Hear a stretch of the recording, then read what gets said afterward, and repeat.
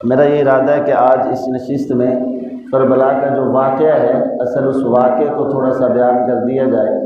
تاکہ حقیقت سامنے آ جائے کہ وہ واقعہ ہے کیا۔ اصل میں بعض دفعہ ہم موبائل پہ سوشل میڈیا پہ وہ واقعہ کربلا لکھتے ہیں اور سامنے جو بھی آ جاتا ہے اس کو سننا شروع کر دیتے ہیں،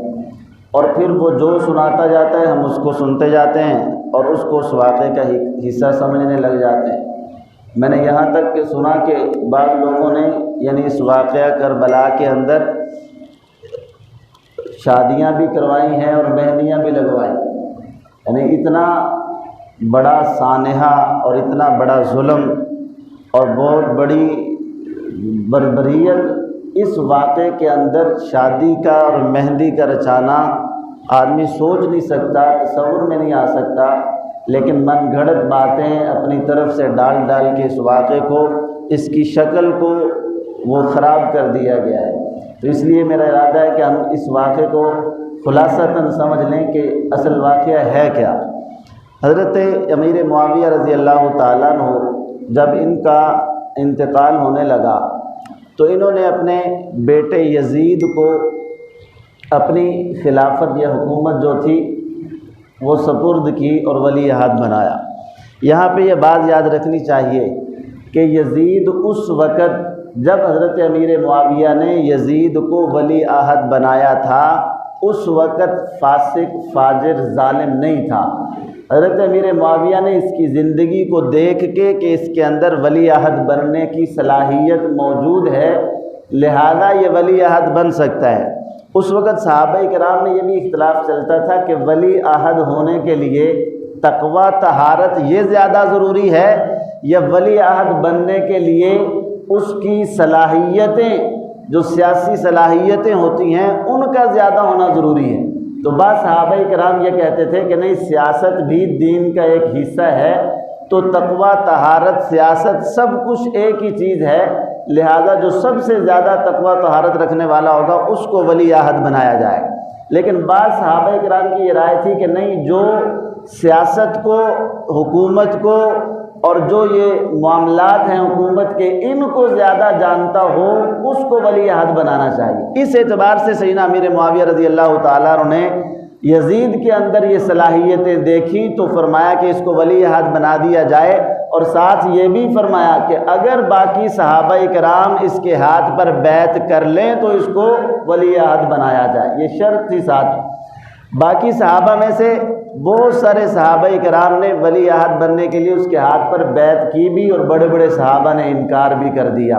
تو درمیانی رائے تھی۔ اس وجہ سے یہ اجتہادی بات ہے۔ اس معاملے میں سیدنا امیر معاویہ رضی اللہ تعالیٰ عنہ کو مطعون کرنا، ان کو اعتراض کرنا، ان پر بات کرنا یہ بنتا نہیں ہے، اس وجہ سے کہ انہوں نے اپنی فہم و فراست سے صحیح فیصلہ فرمایا تھا۔ حضرت امیر معاویہ نے جب اس کو ولی عہد بنایا اس کے بعد اس نے حکم بھیج دیا کہ سارے شہروں کے جو لوگ ہیں وہ میرے ہاتھ پر بیعت کریں، اور اس وقت مدینہ منورہ کا جو ولی عہد تھا، جو گورنر تھا، اس کا نام تھا ولید بن عتبہ بن ابو سفیان، یعنی یہ یزید کا چچا تھا۔ تو اس کو بھی حکم دیا کہ یہ یہاں پر جو بڑے بڑے صحابہ ہیں، عبداللہ بن عمر ہیں اور حضرت عبداللہ ابن عباس ہیں، عبداللہ ابن زبیر ہیں، حضرت امام حسین رضی اللہ تعالیٰ عنہ ہیں، ان سب کو اپنے پاس بلا کے اپنے ہاتھ پر میرے حوالے سے بیعت لے لیں کہ میری طرف سے آپ کے ہاتھ پر یہ بیعت کر لیں۔ ولید بن عتبہ نے جب پیغام پہنچایا تو اس میں سے کچھ صحابہ آئے، حضرت امام حسین رضی اللہ تعالیٰ عنہ بھی آئے، تو انہوں نے یہ کہا کہ یزید کہہ رہے ہیں میرے ہاتھ پر بیعت کرو۔ کچھ صحابہ نے بیعت کی، لیکن حضرت عبداللہ ابن زبیر نے کہا کہ نہیں، میں بیعت نہیں کرتا، مکہ مکرمہ چلے گئے۔ حضرت امام حسین رضی اللہ تعالیٰ نے یہ فرمایا کہ نہیں، ابھی میں سوچوں گا، دیکھوں گا، پھر میرا شرع صدر ہوا تو بیعت کروں گا، ورنہ یزید کی بیعت نہیں کروں گا، یہ بھی مکہ مکرمہ چلے گئے۔ تو اس طریقے سے حضرت امام حسین رضی اللہ تعالیٰ نے ولید یزید کی بیعت نہیں فرمائی، اور یہاں سے حضرت امام حسین رضی اللہ تعالیٰ نے مکہ مکرمہ کا رخ کیا، مکہ مکرمہ چلے گئے۔ یہ حج کے ایام قریب تھے، ذی الحجہ کا مہینہ قریب تھا، وہاں جا کے جو بڑے بڑے صحابہ تھے، عبداللہ ابن زبیر، عبداللہ ابن عمر رضی اللہ تعالیٰ عنہ، ان سب سے مشورہ کیا کہ میرا ارادہ ہے کہ میں کوفہ کی طرف سفر کروں، کوفہ والے مجھے خط لکھ رہے ہیں اور مجھے بار بار خط لکھ کے بلا رہے ہیں کہ آپ یہاں پر آئیں، ہم آپ کو اپنا امیر المومنین بنانا چاہتے ہیں، آپ کو اپنا ولی عہد بنانا چاہتے ہیں، آپ کو اپنا حکمران بنانا چاہتے ہیں، ہم اس یزید کے ہاتھ پر بیعت نہیں کرتے، لہٰذا آپ یہاں پر تشریف لائیں۔ صحابہ کرام رضوان اللہ تعالی مجمعین نے مشورہ دیا کہ حضرت جانے میں کوئی حرج نہیں، لیکن تسلی کر لی جائے، تحقیق کر لی جائے کہ یہ لوگ واقعی آپ کو چاہتے ہیں کہ آپ یہاں تشریف لے آئیں، یا کوئی ایسے لوگ ہیں جو شرارت کرنا چاہتے ہیں، جو آپ کو پریشان کرنا چاہتے ہیں اور ویسے ہی خط لکھ لکھ کے آپ کی طرف بھیج رہے ہیں۔ وہاں کی صورتحال کیا ہے؟ واقعی لوگ آپ کو چاہنے والے ہیں یا کچھ شر پسند عناصر جو ہیں وہ آپ کو بلا رہے ہیں؟ حضرت امام حسین رضی اللہ تعالیٰ عنہ کو جب صحابہ نے یہ مشورہ دیا اور یہ عرض کی کہ حضرت آپ کی نمائندہ بھیجیں وہاں پہ، وہ جا کے وہاں وزٹ کرے اور دیکھے کہ واقعی لوگ آپ کو چاہنے والے ہیں، اور اگر وہ کہے کہ آپ تشریف لے آئیں، واقعی لوگ آپ کو چاہنے والے ہیں، تو پھر آپ چلے جائیں، کوئی حرج نہیں۔ حضرت امام حسین رضی اللہ تعالیٰ نے اس مشورے کو لیتے ہوئے حضرت اپنے چچا کے بیٹے حضرت مسلم بن عقیل رضی اللہ تعالیٰ عنہ کو کوفہ بھیجا۔ حضرت مسلم بن عقیل وہاں پر گئے، وہاں کی جو کوفہ کی بڑی جامع مسجد تھی وہاں پر پہنچے اور یہ اعلان کیا کہ میں حضرت امام حسین کی طرف سے بیعت لینے آیا ہوں، آپ واقعی تیار ہوں ان کے ہاتھ پر بیعت کرنے کے لیے؟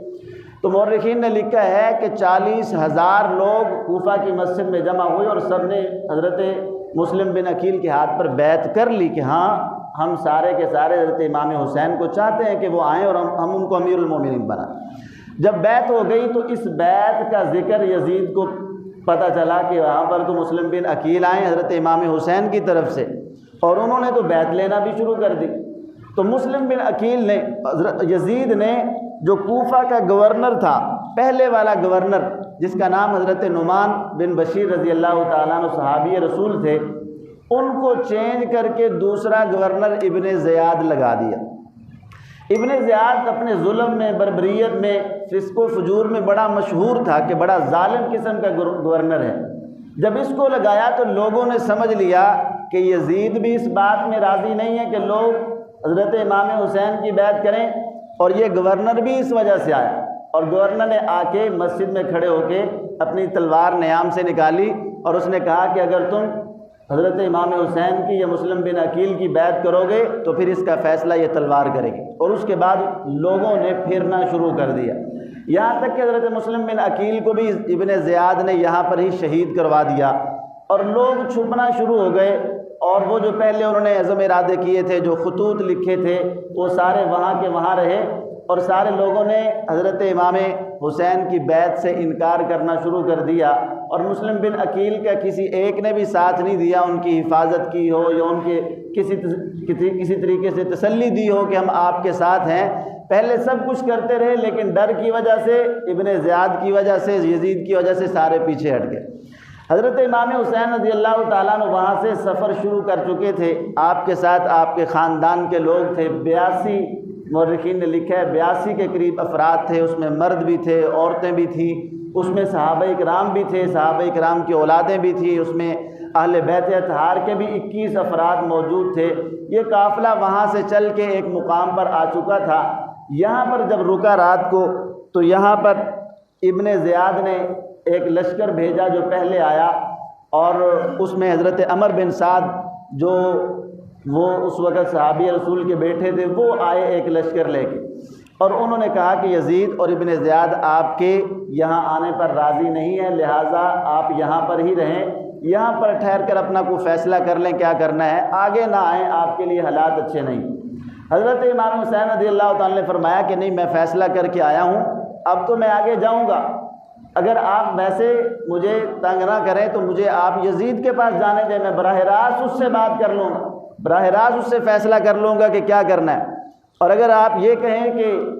جانا ہی نہیں تو پھر مجھے اجازت دے دیں، میں کسی سرحد پہ چلا جاؤں گا، وہاں جا کے جہاد کر لوں گا،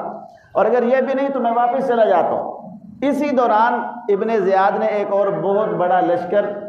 فوجی لشکر بھیجا، اور اس کے ساتھ ایک بڑا کمانڈر جو اس وقت کا مشہور ظالم کمانڈر تھا شمر، اس کو ساتھ بھیجا، اور اس کو یہ پیغام دیا کہ وہاں پر جو کمانڈر پہلے موجود ہے عمر بن سعد،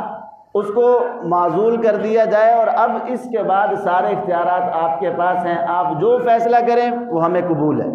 شمر جب اپنا لشکر لے کے آیا تو اس نے آ کے دیکھا کہ معاملات تو یہ سدھر رہے ہیں۔ حضرت امام حسین کہہ رہے ہیں کہ مجھے یزید کے پاس جانے دیا جائے یا مجھے کسی سرحد پر جانے دیا جائے یا مجھے واپس جانے دیا جائے۔ تو اس نے کہا کہ اب اس کے بارے میں کچھ بھی نہیں ہوگا، اب آپ کے ساتھ اس معاملے میں جنگ ہوگی اور فیصلہ کن جنگ ہوگی۔ اسی دوران حضرت امام حسین رضی اللہ تعالیٰ عنہ کے ساتھ وہ جنگ کا معاملہ بنا، اور یہ بات یاد رکھنی چاہیے کہ حضرت امام حسین رضی اللہ تعالیٰ عنہ مکہ مکرمہ سے جنگ کرنے کے لیے نہیں نکلے تھے۔ بعض لوگ یہ اعتراض کرتے ہیں کہ حضرت امام حسین رضی اللہ تعالیٰ عنہ نعوذ باللہ حکومت وقت کے باغی تھے، جنگ کرنے کے لیے نکلے تھے۔ آپ اندازہ کریں کہ جو لوگ جنگ کے لیے جاتے ہیں تو وہ ساتھ اپنے چھوٹے چھوٹے بچوں کو لے کے جاتے ہیں، یا جو جنگ کے لیے جاتے ہیں وہ اپنی ساتھ مستورات کو، خواتین کو لے کے جاتے ہیں۔ جو جنگ کے لیے جاتے ہیں وہ خوب جنگ کی تیاری کر کے جاتے ہیں۔ آج ہمیں کہہ دیا جائے آپ نے یہاں پر جنگ لڑنی فلاں محاذ پر، تو ہم سارے بچے لے کے چلے جائیں گے، ہمارے مرد نوجوان جو ہیں وہ تیاری کر کے جائیں گے۔ تو حضرت امام حسین رضی اللہ تعالیٰ عنہ وہاں پر جنگ کرنے کے لیے نہیں گئے تھے، بلکہ کوفہ والوں نے خطوط لکھ کے بلوایا تھا، تو آپ ان خطوط کے جواب میں وہاں پر گئے تھے۔ اور جب وہاں پر پہنچے تو وہاں سے کوئی معاملہ ایسا تھا کہ وہ جنگ کے بغیر مکمل ہی نہیں ہو رہا تھا،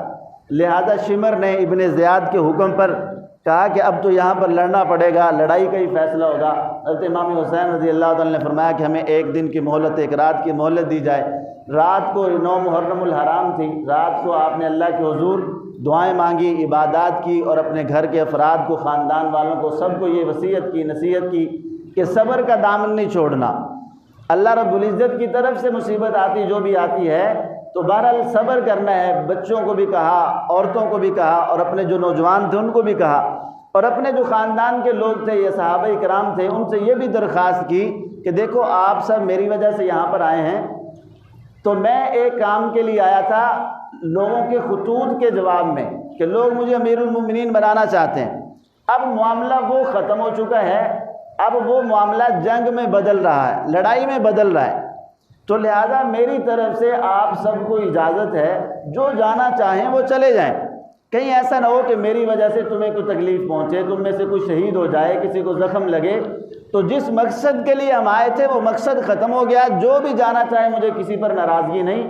تو بڑی خوشی سے جا سکتے ہیں۔ لیکن جو اہل بیت اطہار کے افراد تھے، صحابہ کرام موجود تھے، صحابہ کی اولادیں موجود تھیں، تو انہوں نے کہا کہ حضرت ہم آپ کو اکیلا کہاں چھوڑ سکتے ہیں،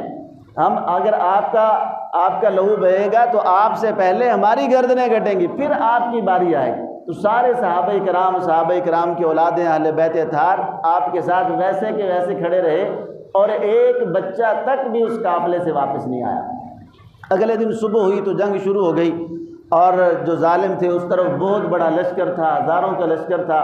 اور پتہ ان کو بھی تھا کہ 80-82 لوگ ہیں، یہ کیا کر سکتے ہیں، لیکن اپنی دہشت اور اپنا جو ہے وہ وحشت پھیلانے کے لیے، اور اپنا خوف، اپنا رعب اور اپنا دبدبہ بٹھانے کے لیے ہزاروں افراد کا لشکر جو تھا وہ سامنے کھڑا کر دیا۔ لیکن حضرت امام حسین رضی اللہ تعالیٰ عنہ وہ نواسہ رسول ہیں جنہوں نے آپ صلی اللہ علیہ وسلم کی تربیت پائی ہے، آپ صلی اللہ علیہ وسلم کے پاس رہے ہیں، اور آپ صلی اللہ علیہ وسلم کے بارے میں آتا ہے کہ نبی جو بھی ہوتا ہے، اور خصوصاً آپ صلی اللہ علیہ وسلم کی ذات گرامی اس کائنات میں سب سے بڑی شجاعت والی، سب سے بڑی بہادری والی ذات۔ تو آپ صلی اللہ علیہ وسلم نے تو حضرت امام حسین کو بہادری، جرت یہ سکھائی تھی، شجاعت سکھائی تھی۔ وہ تو حضرت علی المرتضیٰ حیدر کرار کے صاحبزادے تھے، ان کے اندر تو شجاعت ہی شجاعت تھی،